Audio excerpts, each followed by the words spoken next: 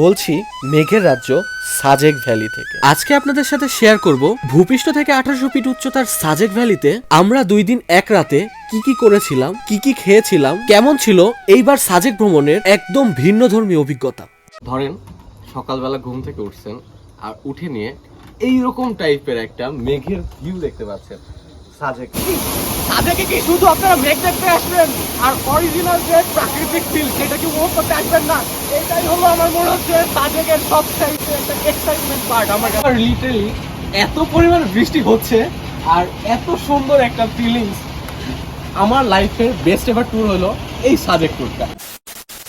বর্তমান সময়ে বাংলাদেশের যে কয়টা টপ ট্যুরিস্ট স্পট আছে তার মধ্যে সাজেক ভ্যালি অন্যতম। কিন্তু সাজেকের কথাটা মাথায় আসলে আমাদের বাজেটের কথাটা আগে মাথায় চলে আসে। একদম কম বাজেটে যারা সাজেক ভ্যালি ভ্রমণ করতে চাচ্ছেন তাদের জন্য আমি একটা ভিডিও অলরেডি আপলোড দিয়ে রাখছি আমার চ্যানেলে। ডেসক্রিপশন বক্সে আমি লিংক দিয়ে রাখলাম, দেখে আসতে পারেন। তো এখন আমরা আজকের পর্বের কাহিনীটা শুরু করি। সাজেক ভ্যালিতে এসেই প্রথমে আমাদের টার্গেট ছিল একটা রুম নিতে হবে। যারা কিনা একদম অল্প বাজেটে সাজেক ভ্যালি ভ্রমণ করতে চান তাদের জন্য আমার একটা সাজেশন থাকবে যে আপনারা শনি আর শুক্রবারটা বাদ দিয়ে আসবেন। তো সাজেকে এসে আমরা ফ্রেশ ট্রেশ হয়ে একটু রেস্ট টেস্ট নিয়ে তারপরে আমরা বিকেলে ঘুরতে যাই। তো গাইজ এই মুহূর্তে আমি অবস্থান করতেছি, এটা হলো সাজেকের হেলিপ্যাড। বেসিক্যালি সাজেকের 2টা হেলিপ্যাড ছিল, বর্তমানে এই একটাই আছে। আপনারা দেখতে পাচ্ছেন পিছনে কত পরিমাণে ক্রাউড। আপনাদের যদি একটু দেখাই, দেখেন কত ক্রাউড। আজকে ফ্রাইডে জন্য এত পরিমাণে ভিড় মানে বলার মতো না। আর এমনিতে রুমই পাওয়া যাচ্ছিল না, তারপরে একটা পাইছি, মানে একদম বাজে অবস্থা। দেখেন কি অবস্থা। আর কিন্তু আকাশটা অনেক জোশ লাগতেছে, অনেক সুন্দর একটা ভিউ। সাজেকের মধ্যে সব থেকে ক্রাউডেড প্লেস হলো এই হেলিপ্যাডটা, কেননা খুবই সহজে হেঁটেই চলে আসতে পারবেন এই হেলিপ্যাড। আর এই হেলিপ্যাডে বসে একটা চমৎকার সকাল অথবা একটি চমৎকার বিকাল কাটিয়ে দিতে পারবেন। বিকেল বেলা হেলিপ্যাড থেকে নামতেই আপনাদের চোখে পড়বে এই স্ট্রিট ফুডের দোকানগুলা। আমার কাছে মনে হয় সাজেকের সন্ধ্যাটা এই স্ট্রিট ফুডগুলো খেতে খেতে কাটিয়ে দেওয়া চাইতে আর কিছু ভালো হতেই পারে না। স্ট্রিট ফুড খাওয়া দাওয়া শেষে আমরা যখন আমাদের রিসোর্টের দিকে ব্যাক করতেছিলাম তখনই ঠিক কুয়াশার মতো মেঘ উড়ে যাচ্ছিল এই পাশ থেকে ও পাশে।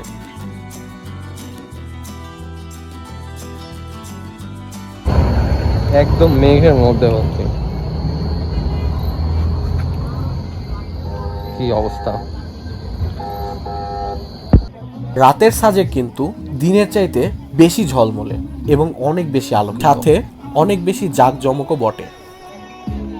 রাতের খাবার হিসাবে আমাদের মতো আপনারাও টেস্ট করে দেখতে পারেন এখানকার ট্রেডিশনাল ব্যাম্বো চিকেন। তো আমি আপনাদেরকে সাজেস্ট করব এখানে এসে আপনারা যে প্যাকেজ সিস্টেমের খাবার দাবারগুলো আছে সেগুলো ট্রাই করতে। তো খাবার দাবার শেষে সাজেকের রাস্তায় দেখা মিলল ছোটখাটো একটা কনসার্টের।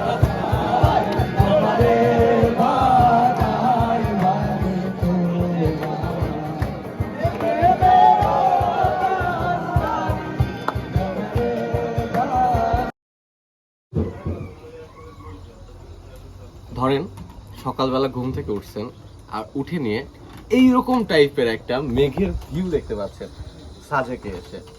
জীবনের কি দরকার? জীবনে কিন্তু টাকা পয়সা সবকিছু না। জীবনটাকে উপভোগ করতে হবে, অনেক সুন্দরভাবে উপভোগ করতে হবে, বন্ধু বান্ধব নিয়ে ঘুরতে হবে, প্রচুর মজ মাস্তি করতে হবে, চিল করতে হবে। জীবন তো এটাই। আমার এখন মনে হচ্ছে সাজেকে এসে সিরিয়াসলি গাইজ এত সুন্দর লাগতেছে, আমি বলে বুঝাইতে পারবো না যে এইভাবে মেঘ দেখার মজাই আলাদা।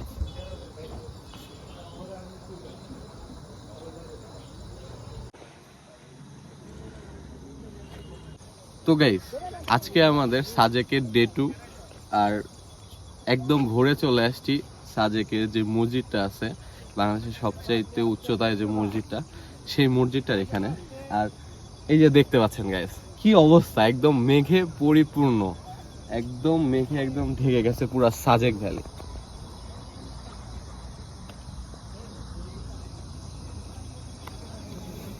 তারপরে এখন গাইস আর এইগুলা এইভাবে দেখতে ভালো লাগতেছে নাকি ড্রোন শটের মাধ্যমে দেখতে ভালো লাগবে, আপনি একটু ড্রোন শটগুলো দেখে আসেন। আমি কয়েকটা সিনেমেটিক ড্রোন শট নেওয়ার চেষ্টা করছি। আসলে ইদানিং দেখতেছি আবার রেস্ট্রিক্ট করে দিছে নাকি ড্রোন, আই ডোন্ট নো, কিন্তু রিসোর্ট থেকে বলতেছে যে আমাদের এখানে থেকে উড়াইলে আমাদের প্রবলেম হবে, এরকম এরকম অনেক কিছু বললো। তো আমি তো ড্রোন শট নিবই, তাই জন্য আমি নিয়ে ফেলছি। তো গাইস চলেন ড্রোন শট দেখে আসি একসাথে।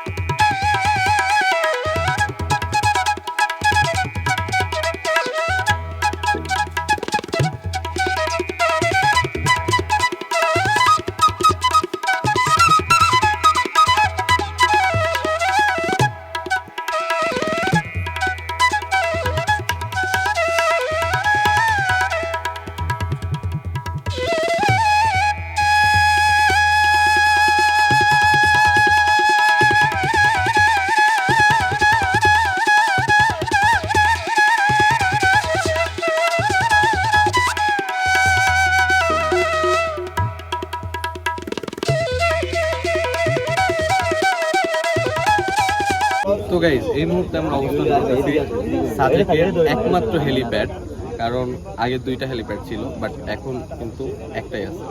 আর সেই হেলিপ্যাডে একদম ঘুরে চলে আসছি।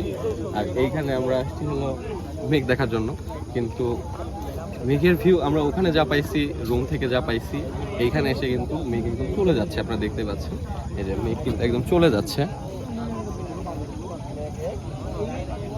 তো এখন ওয়েদারটা ভালোই ঠান্ডা ঠান্ডা একটা ভাব আছে।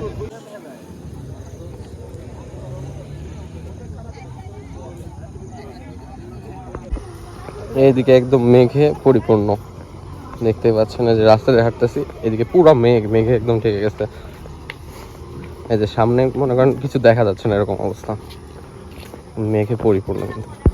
এখন আমরা অবস্থান করতেছি, এইটা হলো রুইলুই পাড়াই ধরে সাজেক ভ্যালি। আর এখানে একটা কিন্তু আই লাভ সাজেক একটা ব্র্যান্ডিং করা আছে।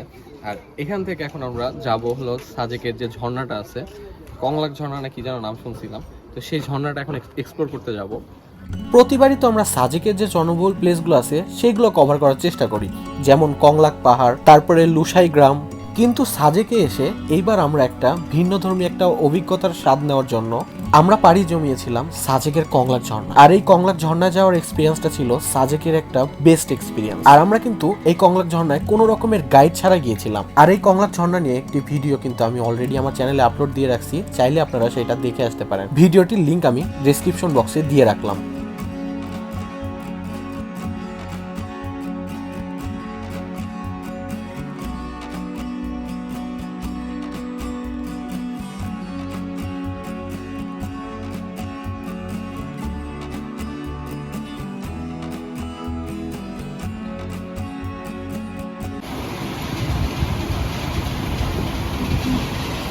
এইবার সাজেকের ট্রিপটা একটু বেশি স্পেশাল, কেননা আমি সাজেকে অনেকবার আসছি বাট সাজেকে এসে কখনো বৃষ্টি পাই নাই।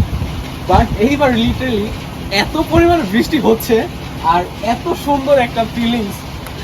আমার লাইফের বেস্ট এভার ট্যুর হলো এই সাজেক ট্যুরটা। আর আমরা মাশাআল্লাহ যে কটেজটাও পাইছিলাম, এখান থেকে বৃষ্টিটা খুব সুন্দরভাবে উপভোগ করা যায়। অনেক অল্প বাজেটে একটা সুন্দর কটেজ পাইছি। আর কিছু বলার নাই আমার, মানে বৃষ্টিটা মাশাআল্লাহ অনেক বেশি। একটু আমার সাথে সবাই বৃষ্টিটা উপভোগ করি, চলেন।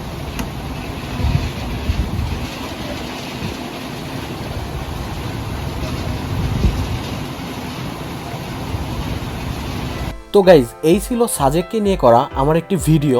এইবারের সাজেক ট্যুরের এক্সপিরিয়েন্সটা ছিল একদম ভিন্নধর্মী। বিশেষ করে সাজেকের যে কংলাক ঝর্ণাটা আছে সেই ঝর্ণাটা জয় করা, সাজেকে এসে ভরপুর বৃষ্টির দেখা পাওয়া এবং সাজেককে যেভাবে চারপাশে তুলোর মতো মেঘ বেষ্টন করে রেখেছে এটার দেখা পাওয়া। তো গাইজ, ভিডিওটা আপনাদের কেমন লেগেছে সেটা কমেন্ট করে জানাতে পারেন। যারা আমার চ্যানেলকে নতুন দেখছেন তারা সাবস্ক্রাইব করে সাথে থাকতে পারেন, আর যারা আগে থেকে আছেন তাদের প্রতি অসংখ্য ভালোবাসা। তো গাইজ, আজকের মতো বিদায় নিচ্ছি, দেখা হচ্ছে নেক্সট ব্লগে। আল্লাহ হাফেজ।